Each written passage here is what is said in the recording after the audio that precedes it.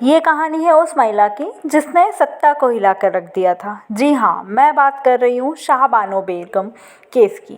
भारत की मुसलमान महिलाओं के अधिकारों की लड़ाई जिसने लड़ी थी, एक साहसी महिला की कहानी जिसने भारत न्याय व्यवस्था को हिलाकर रख दिया था। मुसलमान महिलाओं के अधिकारों का एक नया अध्याय जोड़ दिया था। शाहबानो बेगम इंदौर की साधारण मुसलमान महिला थी जिनका 1932 में मोहम्मद अहमद के साथ विवाह हो गया। उन्होंने 5 बच्चों का भरण पोषण किया, जिसमें 3 बेटे और 2 बेटियां थीं। 1975 में पति ने शाहबानो को घर से निकाल दिया था। 1978 में औपचारिक रूप से तलाक दे दिया। यहीं से उनके संघर्ष की कहानी शुरू होती है। 62 वर्षीय शाहबानो ने अपने 5 बच्चों के साथ बिना किसी आर्थिक सहायता के अकेले ही कानूनी लड़ाई लड़ी थी।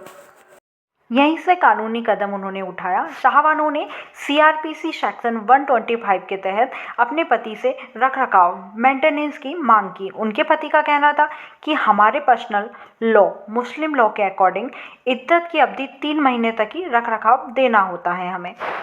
शाहबानो का केस सुप्रीम कोर्ट का एक ऐतिहासिक फैसला बना।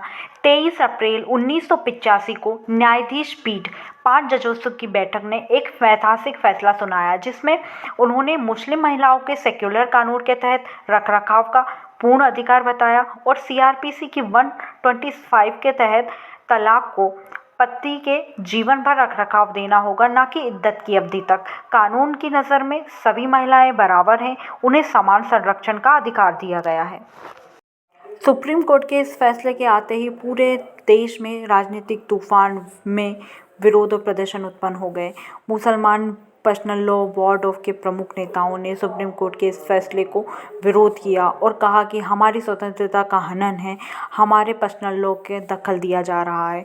तत्कालीन राजीव सरकार ने, कांग्रेस सरकार ने राजनीतिक दबाव के आगे झुकते हुए 1986 में एक नया कानून बना दिया, जिसने सुप्रीम कोर्ट के फैसले को पूरी तरह से पलट दिया, जिसमें केवल रखरखाव की अवधि इद्दत की 3 महीने तक ही सीमित कर दी, जिसमें तलाकशुदा महिलाओं की आर्थिक सुरक्षा खतरे में पड़ गई, जिसमें रखरखाव की जिम्मेदारी पति से हटाकर महिला के रिश्तेदारों और वक्फ बोर्ड के सौंप दी गई, जो व्यावहारिक रूप से असंभव था।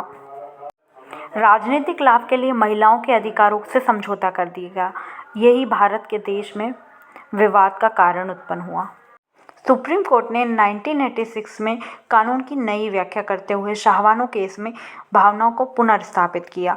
इस फैसले ने साबित किया कि न्यायिक राजनीतिक दबावों के बावजूद महिलाओं के अधिकारों की रक्षा के लिए प्रतिबद्ध है। महिलाओं के अधिकारों की पुष्टि कोई भी स्पष्ट किया गया है कि मुस्लिम महिलाओं के लिए भी पर्याप्त उचित रखरखाव का अधिकार, न केवल प्रतिक्रियात्मक राशि।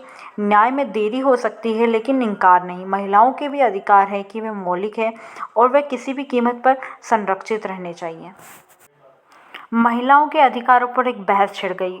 यूनिफॉर्म सिविल कोड की मांग की जाने लगी। हिंदू राष्ट्रवादी संगठनों ने, कई प्रगतिशील समूहों ने समान नागरिकता संहिता यूनिफॉर्म सिविल कोड की मांग को तेज कर दिया, जो सभी धर्मों के लिए एक समान कानून की वकालत करती है।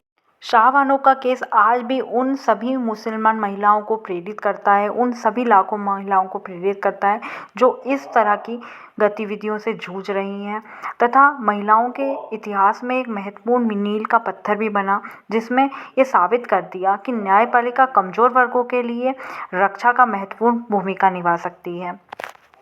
शाहबानो बेगम उस सभी महिलाओं के लिए एक प्रेरणा है जो अपने हक के लिए आवाज़ नहीं उठा पा रही। शाहबानो का केस हमें सिखाता है कि एक साधारण महिला का असाधारण साहस भारतीय न्याय इतिहास में हमेशा के लिए अंकित हो गया है। उनकी लड़ाई लाखों महिलाओं के लिए अपने अधिकारों के लिए आवाज़ उठाने की प्रेरणा देती है। तो मैंने आपको शाहबानो केस को बहुत ही सरल शब्दों में समझाने का कोशिश की है। तो आप बताइएगा मुझे कमेंट करके आपको शाहबानो केस के बारे में सारी चीज़ें क्लियर हुई। और प्लीज़ इस चैनल को लाइक कीजिएगा, तो आगे भी आपके लिए ऐसे ही वीडियोस आते रहेंगे। Like, share and subscribe. धन्यवाद।